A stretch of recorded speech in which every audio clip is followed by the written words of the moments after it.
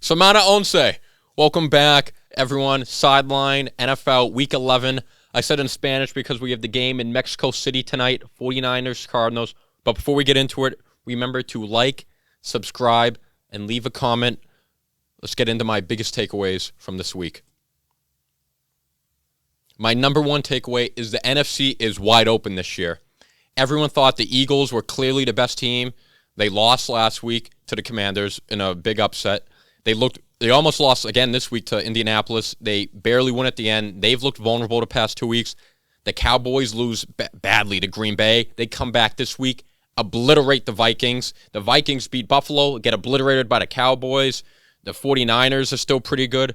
And you got Tom Brady and the Buccaneers getting hot, gaining steam. They're now 5-5.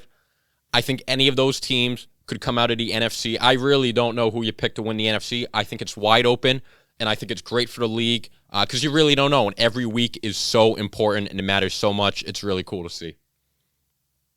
My second takeaway, I think Zach Wilson might be the worst quarterback I've ever seen in my life. He sucks. He blows. He's a very punchable face. He's just not a good guy. He cheated on his girlfriend in college. He slept with his mom's best friend. Frankly, he's just a douchebag.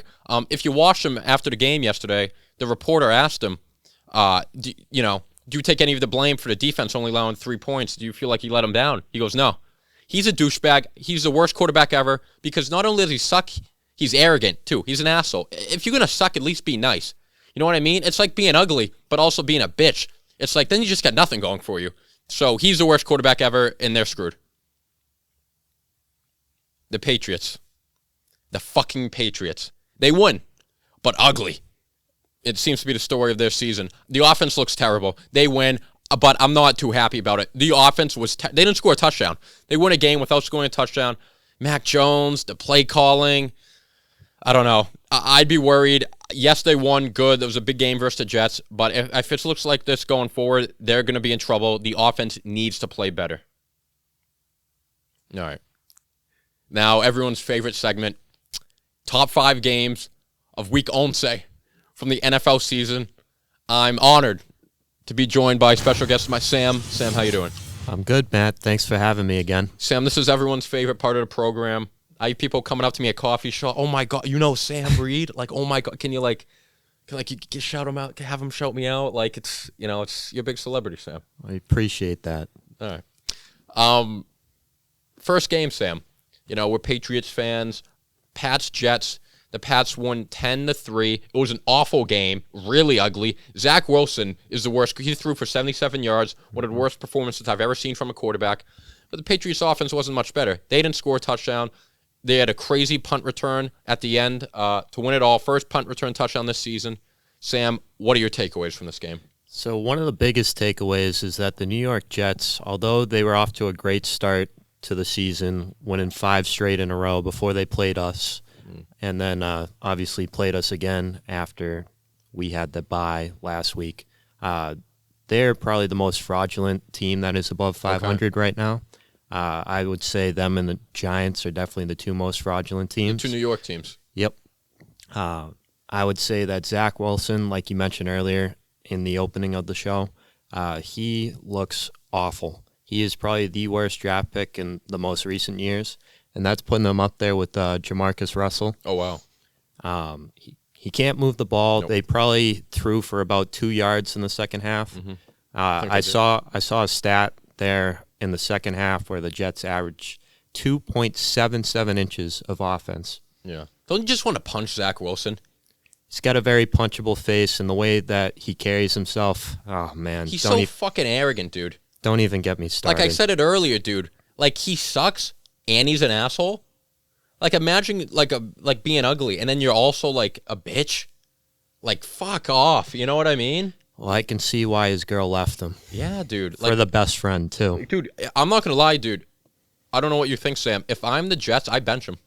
Because the people in that locker room, they're like Sauce Gardner, Garrett Wilson, even the coach, they're talking about how bad the offense is. They're liking tweets that are diminishing Zach Wilson. After the game, they ask him. He takes no responsibility, no accountability. He doesn't get it. I bench him for Mike White. I move on. I draft a quarterback next year. I totally agree. Plus the fact that the defense is keeping them in this game. Like they have a good defense. They held the Patriots to literally 3 points. They have a good defense. The only touchdown that they gave up was at the end on the special teams, but that's not defense. That's special teams. Yeah. That's a different category. But yeah, when your defense only allows 3 points, you should win that football game. Yeah. So if you're not able to get over 100 yards, that's sad. That's very sad. I mean, the Jets jetsed it up, and we were waiting for them to, blow it, to suck, and they jetsed it up yesterday. Now let's talk about the Patriots, because we just spent a lot of time talking about the Jets. Yeah. Well, Sam, my biggest takeaway from the Patriots is the offense is fucking anemic, and I blame Belichick because he hired Matt Patricia. Well, is he going to teach Mac Jones or these guys plays? All he's going to teach them is how to order off the fucking Wendy's menu. He's a fucking idiot. Frankly, the play calling is atrocious, Sam. It's awful. All they do is dump it off to Ramon. It's so vanilla. It's so predictable. You got defenses calling out plays. I think as long as he's there, I don't believe in the offense because they're the same person I was last year, and they've got significantly worse. I blame Matt Patricia. I blame Joe Judge. I don't think the players are bought in, and I can't blame them. But at the top, it's Belichick because he hired him. Yeah, no, I totally agree. I think the coaching and the play calling is definitely halting this offense because they got a lot of talent, especially Ramondre Stevenson and Devontae Parker, along with Jacoby Myers. Like they got some players. I mean, they're not obviously star players. They have enough to be doing better than this. Yeah, they got a good team, good supporting cast for Mac Jones to thrive. But it's the fact that they're not calling the right plays in order to showcase that talent that he has. I mean, most of their plays are either just running plays or it's just checkdowns. I mean, look at Ramondre Stevenson led our team in receiving this past weekend. It's a very predictable, very vanilla offense in a high-flying league. And they have some big games coming up. They play Vikings, Buffalo, Cincinnati. Sam, if they don't put it together, the offense, that is, soon, they're going to have a lot of questions to answer this offseason. Yeah, we're definitely not making the playoffs if this keeps up. No, they got to figure it out. All right. Next game, we have the Tennessee Titans over the Green Bay Packers. Thursday Night Football. Green Bay went into Tennessee. Tennessee went into Green Bay, beat the Packers. Christian Watson had 2 touchdowns. People thought the Packers might have been turning it around after a good win versus Dallas. They stunk it up. The Titans look like they're locked to win the shitty AFC South. Sam, what are your takeaways? So I thought it was a good spot for Green Bay to, carry some momentum, turn the season around a little bit. But this just, was the prime example of Green Bay just telling everyone we suck. This was a statement that they made to everyone in the world. Big primetime game coming off a big win against Dallas. They got a game against Tennessee, they're not bad. They're a pretty good team this year. They got a good foundation with Derrick Henry leading the backfield and that rookie wide receiver, Traylon Burks from Arkansas. He had a big game. He really exposed the secondary of Green Bay. He's starting to put it together a little bit. But Aaron Rodgers, he looks miserable. He is definitely out in terms of, being in for this season, trying to win games. He just looks miserable out there. He's throwing balls over receivers' hands. If he does throw it into their hands, they're dropping it. It's just awful. It does not look pretty out there. I think the Packers, obviously the team is bad this year, and I think Rodgers isn't getting enough blame. He's not playing well this season. When I've watched him, he's played bad. He's missed a lot of throws, especially that Detroit game. If I'm Green Bay, and also he's kind of a prick, if I'm Green Bay, I look into trading him this offseason, getting a bunch of picks, trade him to a contender who maybe needs a quarterback, maybe even like a tennis, who knows, and just get a bunch of picks, start rebuilding, because I don't think Jordan Love, he's awful too.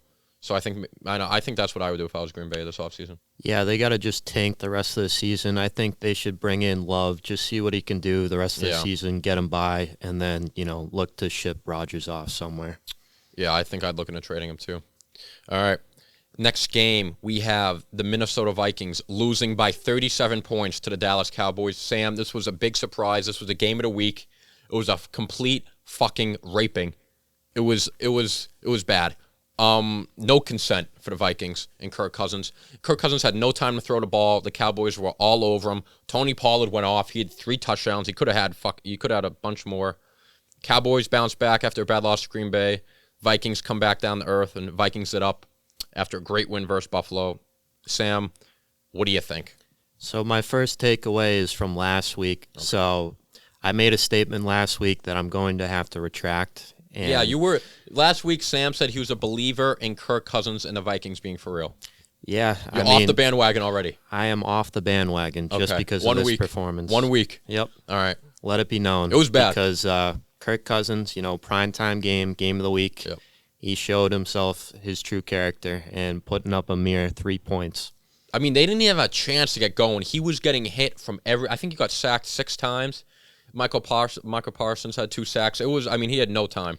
Well, I want to give him a little bit of credit because that defense that the Cowboys have is definitely one of the best in the league. Yeah. And they definitely showcased that today with, you said 6 sacks and then also, a forced fumble? Yeah, I think the play calling was poor. They should have schemed it up better. I mean, they were down about 3 touchdowns running play action, and by the time he fakes the handoff, he's already got 3 guys all over. Why are you running play action down 3 touchdowns? Everyone knows you're going to fucking pass it. Just go in the shotgun, let it rip, get it off quick, see if Justin Jefferson, Dalvin Cook, one of these guys can break a long play, Definitely. I feel like the Cowboys, this was their coming out game to really show people that they're for real this year. Like when they're clicking like this, they're juggernaut. They got some dudes. Think about it. Everyone thinks that Zeke's the guy in the backfield, but now they got Tony Pollard that just I think he's better. He submerged himself as the clear-cut number 1 He's of this faster. offense. He makes better cuts, dude. He looks fresher. The only thing is Zeke is bigger. Zeke's probably a better goal line back, but that's about it. Yeah, Tony Pollard should have had a 4th touchdown. Yeah. He did get stopped twice on the goal line, so then they had Zeke punch it in. But other than that, Tony Pollard, he's very versatile. He had, 8 catches for 109 yards and 2 touchdowns? Yeah, dude, he had almost 200 yards of offense and 3 touchdowns. It's crazy. And, this Vikings team, I feel like they got to help Kirk Cousins out a little bit because, like you said, he was being pressured 24/7. Like, every time he went back to throw, he's seeing 2 to 3 defenders already in his face before he can even make the right read. To me, this shows me that the NFC, you just don't know who. Because you think about the teams that are contending. It's Jalen Hurts and the Eagles, Kirk Cousins and the Vikings, Dak Prescott, and none of those guys have proved it. And then you have Brady and Tampa Bay. That's why I feel like it's so up in the air. Because they'll have a great week one week and then be terrible the next week. I really think it's up. This game shows it's up in the air. Yeah, it's anyone's for the taking, especially I feel like it's a nightmare situation to have a team. Like, let's say Minnesota were to lose a couple of the games remaining, and they get drawn up to Tampa Brady. Bay. Depending how the Bucs look going forward, would anyone be shocked if the Bucs won? No. Especially if they get healthy again, you know what I mean? Exactly. Off the bye now? That's a scary Off the bye? team. I agree. All right, next game number 4, we have the Colts and the Eagles. This was a very close game. The Colts went off to a very early lead, Sam. They had an opening drive touchdown. Jalen Hurts was able to lead a Philly comeback, but they did look vulnerable. This is a bad Colts team. They are playing better under Jeff Saturday. I think the Colts they're kind of irrelevant, not real story. Maybe they'll play harder for Saturday. Who knows? Sam, are the Eagles vulnerable? The last 2 weeks, have they shown you something, or do you think it's just kind of a mirage? I just feel like when they were undefeated a couple weeks back, going into it, they had a lot of pressure on them, and then when they lost that game against the football team, aka the Commanders, I thought they were very disappointed in how they played. A lot of criticism for that. Rightfully so, because their schedule is one of the easiest in the NFL this year. So then they came into this thinking they were going to wax the floor with this Colts team, but honestly, this Colts team is a little bit underappreciated. You think so? I do, because they utilized Jonathan Taylor well in this game. He had another solid outing. I think he rushed for 84 yards, had a touchdown. Matt Ryan's a statue. He can't move, dude, in the pocket. Well, he's not a good QB, but he stinks, dude. He's not a good QB. His O-line is kind of garbage right now, and he's 40 years old, so he's ancient, dude. He needs to retire. They need a new QB in Indy, but anyways, they held their own for this game. I was very surprised because the line was 6.5, and I thought, the Eagles should have won this game by at least double digits, but they held their own at home. They kept Jalen Hurts in check up until the end when Jalen Hurts punched it in. I'm not too worried about the Eagles. You're going to have tough games. What, are they going to run the table and blow everyone out? No.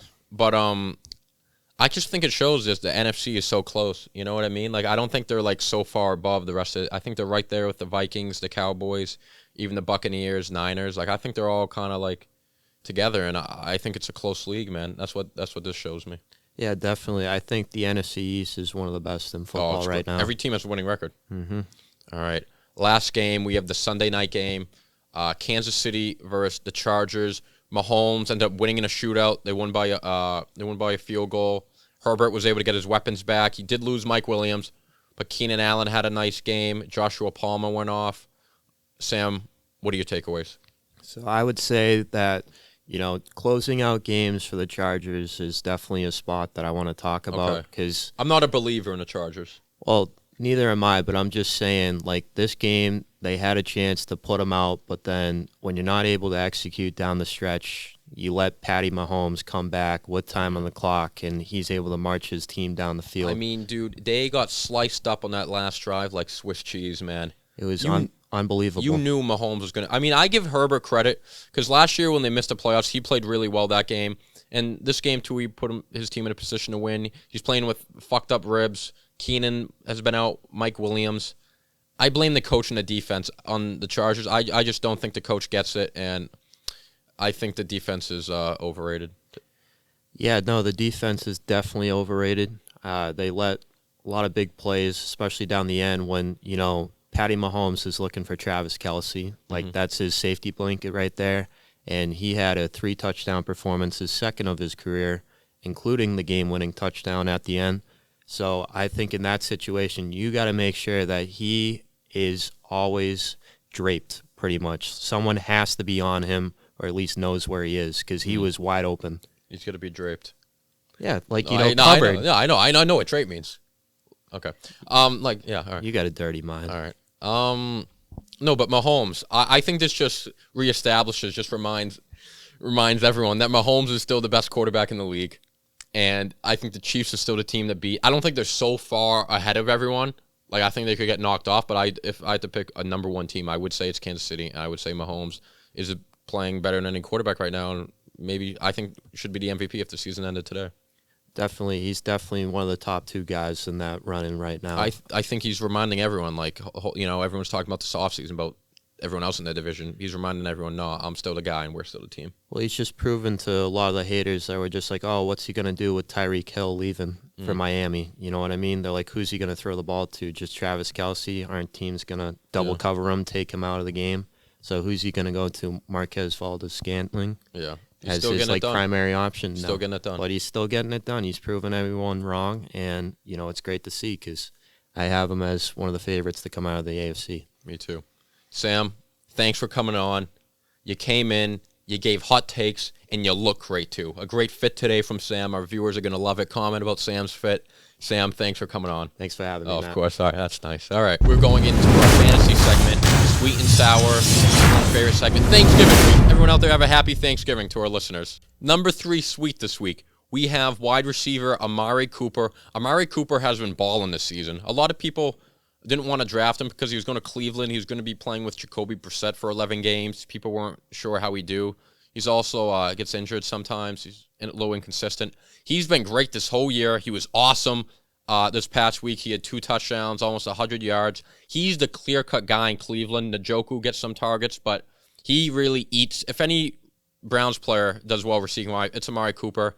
He has had a couple duds, but for most of the season, 90% of the season, he's been money, and he was drafted late, so if you drafted him as a flex play, looks like a great draft pick, and Watson's coming back. His number should only go up. Amari Cooper, sweet this week and going forward.